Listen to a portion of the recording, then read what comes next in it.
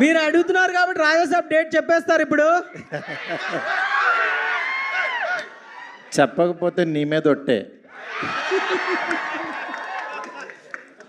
ఈ రోజుల్లో టైంలో అయితే నువ్వు అడిగినట్టు ఆ డిఫరెన్స్లు అవన్నీ చెప్పేవాడిని. ఇప్పుడు రాజాసాబ్ తీస్తావు, ఇప్పుడు అవి చెప్పాను అనుకో.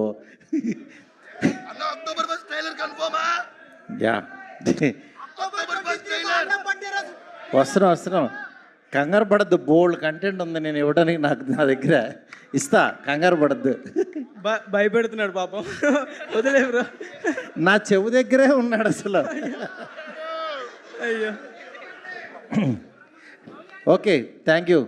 ఏం చెప్పాలి ఇప్పుడు? సార్ మీరు ఏ ఆంటీ అని ఎప్పుడు అనాలనిపిస్తుంది?